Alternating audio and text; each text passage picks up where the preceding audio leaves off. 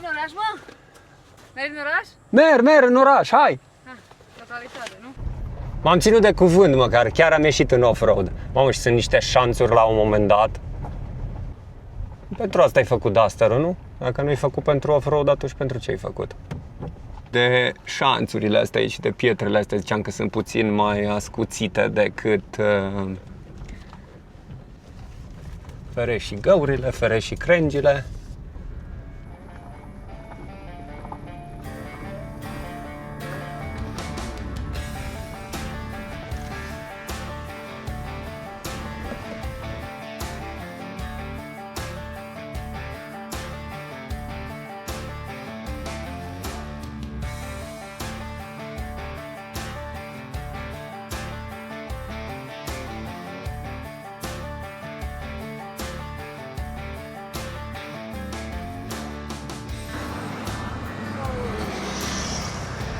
Wow!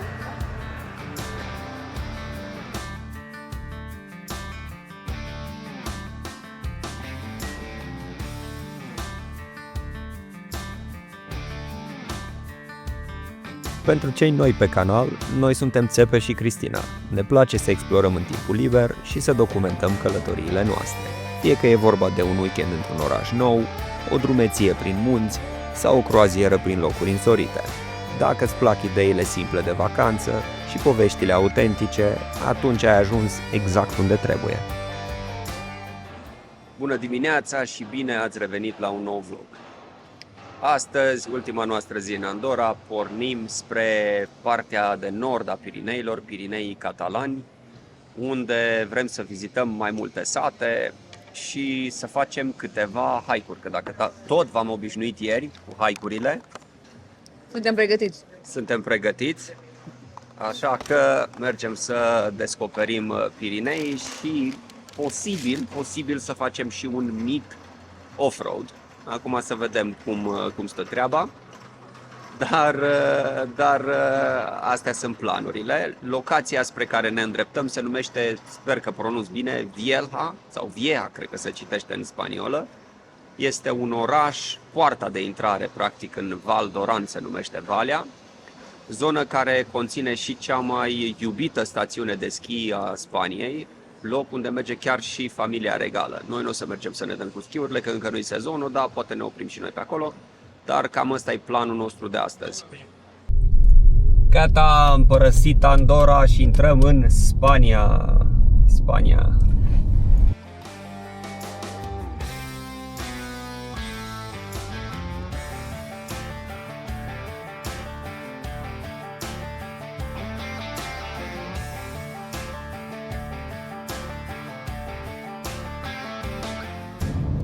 Nu știu ce sunt stâlpi ăștia colorați așa ca și cum au niște gradații pe ei, cu negru, cu roșu.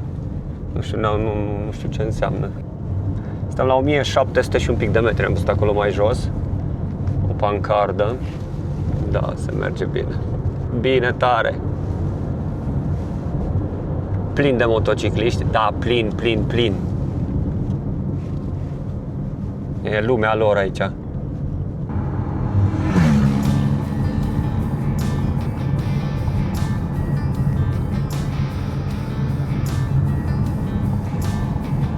Urcăm, coborâm, urcăm.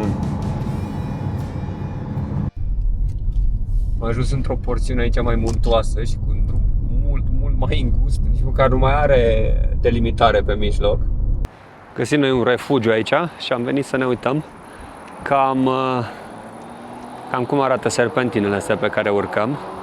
Și undeva acolo se vedea o cascadă care vine chiar de pe versant de sus, dar nu se mai vede de brazi. Și avem, cred că e steagul Cataluniei. Am lăsat ușa deschisă la mașină. Dacă intra șerpișorul în mașină, apa afară. Și pe aici la deal avem de dat.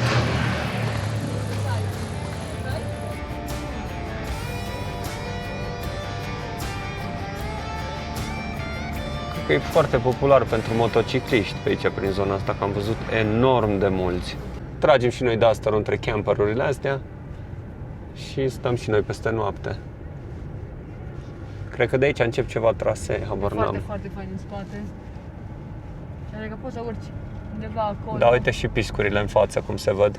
Te vezi? Da, și uite și restaurant. Restaurant, cafeteria, ce frumos arată. Până de seara ajungem și noi. Iarăși o altă oprire. Dar n-ai cum să nu te oprești, adică e atât de frumos. Te uiți pe toată valea asta. Și liniște. Și avem aici o parcare cu o alee din asta amenajată. Și probabil că acolo în capăt de tot se vede valea și poți să-ți faci poze. Așa arată unul care și-a uitat cheia în mașină. Hai să vedem că vine înapoi. Alergarea de dimineață. Aer de munte. Aer curat, frumos. Așa se tot alergi. Wow! Acolo sunt piscurile și altitudinea la fiecare. La primul din stânga, 2531, apoi 2643, 2656, 2628, 2700, 2861. Deci ăsta de aici e cel mai înalt, care e, că nu mă înșel, cred că acolo, chiar ăla care se vede practic cel mai mic, e de fapt cel mai înalt. Acolo în capăt. Mai avem puțin și ajungem în Vieja asta. E un orășel. Noi inițial am crezut că e un sat, dar nu, e un orășel puțin mai mare. Și de acolo se fac numeroase drumeții. Sunt câteva lacuri glaciare la care se poate ajunge și sunt drumeții scurte. Mai sunt câteva sate frumoase prin care o să trecem și noi acum când mergem încolo. Așa că avem ce vizita. Pregătiți de aventură. Ne uităm la acoperișurile caselor, că sunt toate aceeași culoare. Cumva se potrivesc cu toată zona asta, nu știu, dau foarte bine. Mai avem 3 minute până la cazarea noastră și ne place cum arată orășelul ăsta.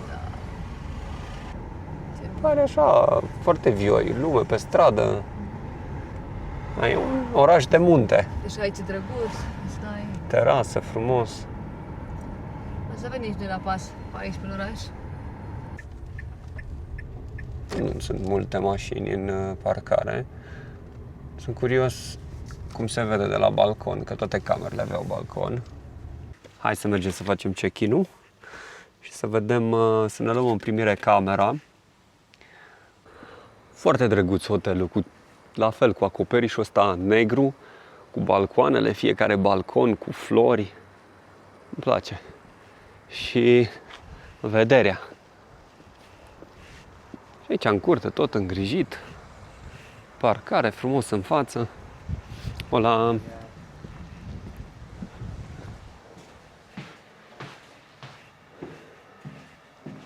Suntem la etajul 4, deci ar trebui să vedem, să avem o vedere frumoasă. Surprize, hai. După mine. După tine potopul. Bă, miroase bine. Acurat. Mamă, cât de groasă-i salteaua. Mamă, cât de groasă-i salteaua. Stai așa că să-mi dați gâta, nu? Avem baia. Mamă, ce mare e și baia. Să vedem balconul, nu? Da, eu întâi mă uit la baie, că mi se pare mare. Avem aici o oglindă cu lumină, frumos, ca să te vezi. Eu am ochelari de soare înăuntru. O să-i pun eu. Stai să mi pun și eu. Suntem Men in Black. Wow. Îmi place cabina de duș, că e mare. Un dulap foarte gol. Păi și ce vrei să-ți lase în dulap? De mare. Hai să-ți pui aici toată Am zestrea. gândit dacă fie iarna și ai echipament de schi și chestii. Păi probabil de asta. Și încă unul cu, la fel, double. Păi e pentru partener și parteneră. Hai să vedem cum arată balconul. În ce parte oare fi? Stai până la balcon să mă uit odată la salteaua asta de pat, cât de groasă e. Asta e geamul, vai ce frumos e balconul, hai.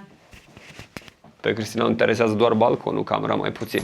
Nu v-am zis, am plătit vreo 95 de euro, cred că, pe cameră. Wow! Noi am luat camera pentru balconul ăsta, pentru vederea de pe balcon. că vedem tot orașul.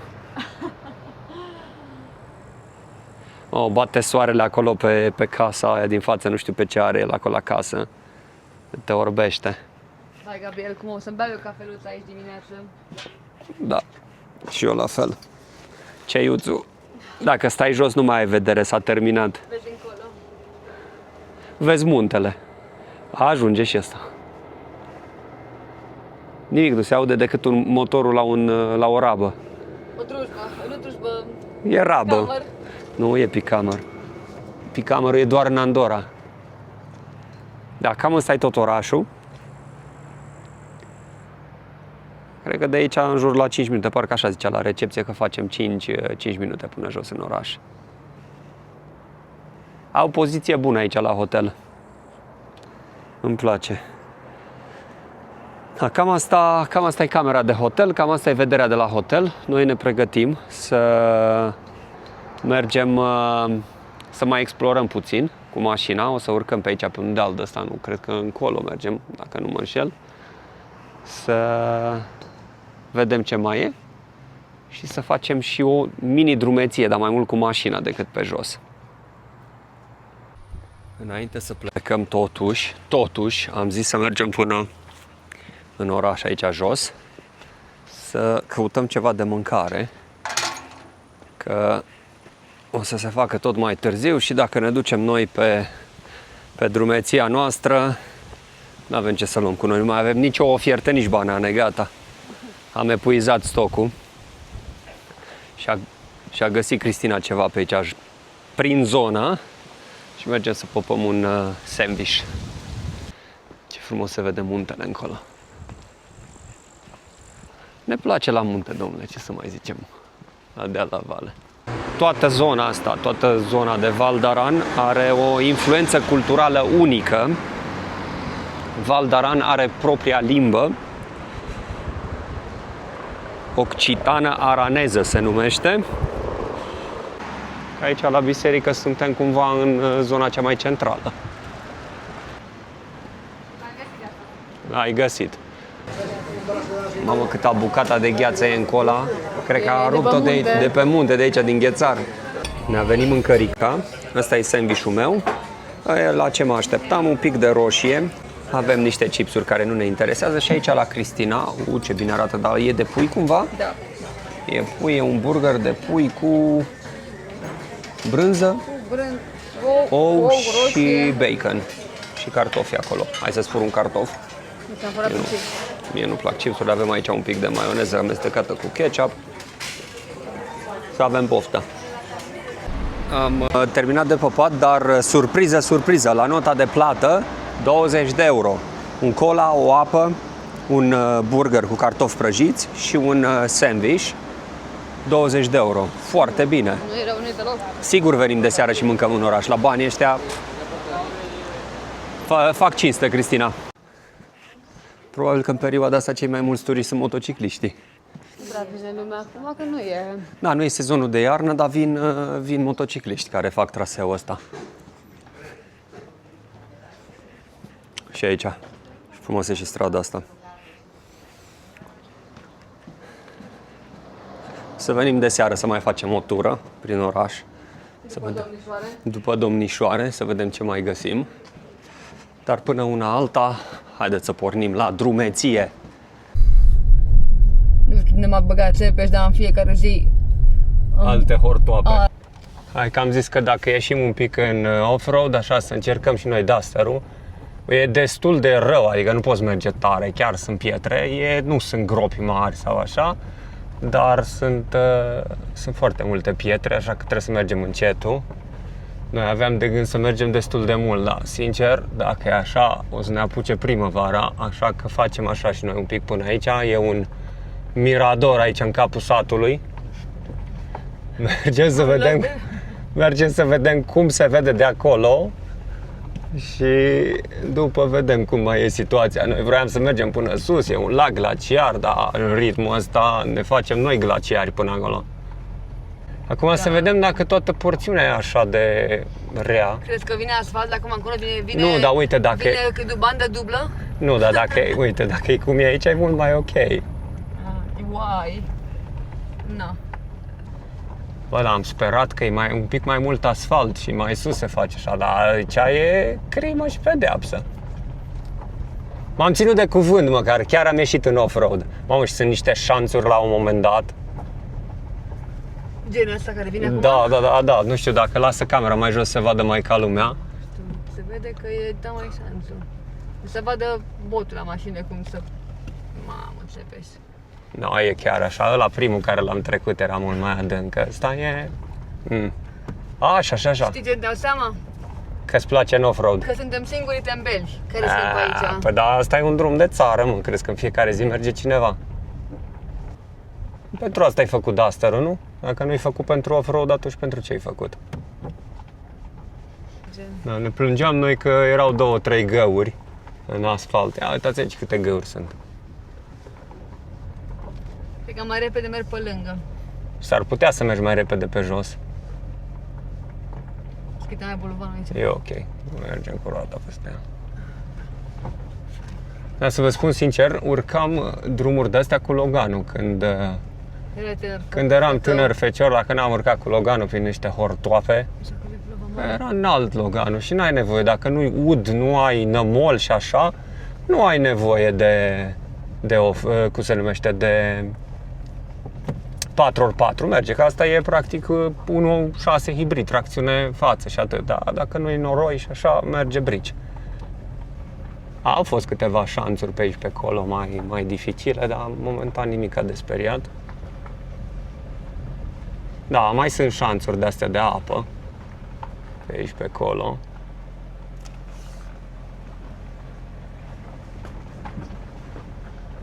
Având Duster-ul cu garda înaltă, merge, n-ai nicio treabă cu el. Ăsta de fapt e rolul pentru care ți iei un Duster. Ca să mai mergi și pe, cum se cheamă, pe coclauri din astea. Mergem și noi la bureți.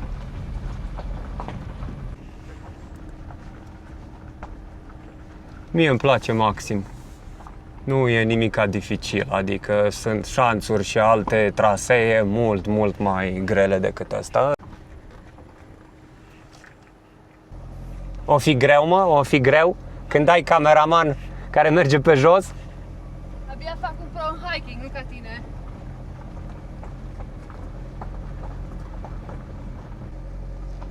Pe aici apare pământ. Pământ la flori. Haideți să luăm mai pe aici, că e mai ok. Am băgat și noi pe aici. Da, asta e ca să vedeți că urcă și ăsta, cum se cheamă, normal, nu 4x4. Cine ne depășește și pe unde mergem. Pentru ei e pistol cu apă. Nu, never. Erau acolo jos când am intrat în oraș, erau de închiriat, le-am văzut.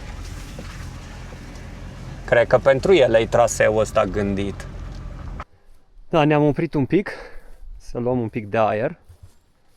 Și ne uitam și noi pe aici și ne gândeam că poate vine ursul, de-aia am verificat cam câți urși sunt aici în zonă. Da, sincer, din ăia 19 sau câți erau aici în Val d'Oran, șansele să vedem vreunul acum la ora asta și așa aproape de civilizație sunt foarte mici. Haideți să mai facem o mică urcare, să vedem. Poate reușim și noi să ajungem la miradorul vieții, la punctul de belvedere. Eu zic că am găsit până la urmă miradorul ăsta, punctul de belvedere. Mamă, dacă mergeam până sus la lacul glaciar în ritmul ăsta, bine, eu am și cauciucurile prea umflate, dar nu suntem pregătiți de așa ceva. Trebuia să le desumflu puțin ca să fie mai comod. Și era o zonă acolo mai jos, destul de pietruită, adică cu pietre destul de adânci și ascuțite, așa nu puteai merge deloc tare, că te zdrângănea de numai. Jos e orașul. Puteau să pune și ei niște asfalt să ajungem mai repede. Ce ai găsit acolo? Și balegă de cal și o grămadă de lăcuste. Da. Nu știu ce ciuperi sunt astea, le gătim de seară? Hai să vedem acolo Bă, e frumos locul să vii aici la apus. La apus nu mai cobor înapoi. La apus nu mai cobor, nu? O, da, e o căldură, chiar dacă suntem la altitudine. Da, mi-arată Cristina că a văzut pe cineva alergând. Pe aici probabil e o rută foarte populară, dacă au și mese de picnic și de grătar și de toate. Și mă disperă crengile astea care sunt foarte jos și este agăs de ele. Să le ferești și pe astea. Ferești și găurile, ferești și crengile.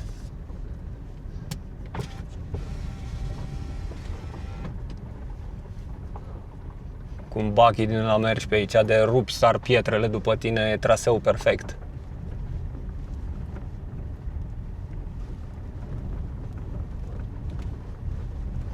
Da, pentru așa începători e un traseu perfect. Pentru nivelul meu e bine. Te mai scoate așa din zona de confort a asfaltului.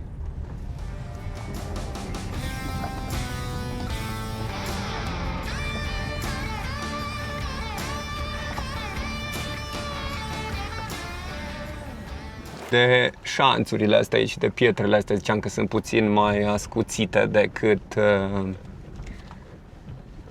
de ce am avut parte pe tot traseul, dar sunt ok. Nimic de speriat, nimic.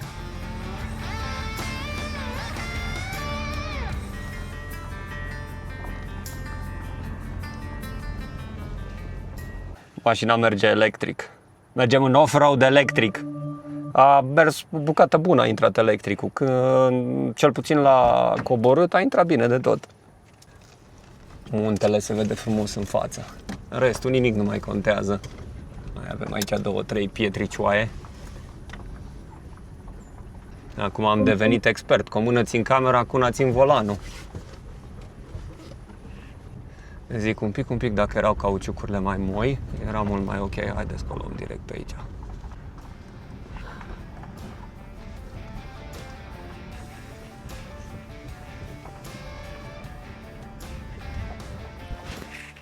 Am căutat noi toate punctele de belvedere și tot de aici se vede cel mai frumos. Bine, acum nu sunt sigur, ăsta cred că e un sat lângă. Foarte aproape de noi. Dar tot la fel se vede foarte, foarte frumos. Mai e unul acolo sus. Sunt foarte multe așa cocoțate pe aici. Să facem o inspecție a mașinii după un pic de off-road. Cauciucurile arată ok, e un pic mizerabilă. Da, mers în cover mama să o mănânce. Totul ok. Ia uitați cum o face cu ochiul. Câteva muște pe far. O grămadă de muște acolo sus pe cargo box-ul ăla.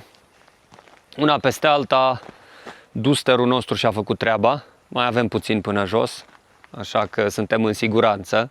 Am trecut de ce a fost mai greu. Am supraviețuit off-road-ului. Vorbește de numele tău. Ce să vă zicem, cam aici se încheie aventura noastră pe această zi.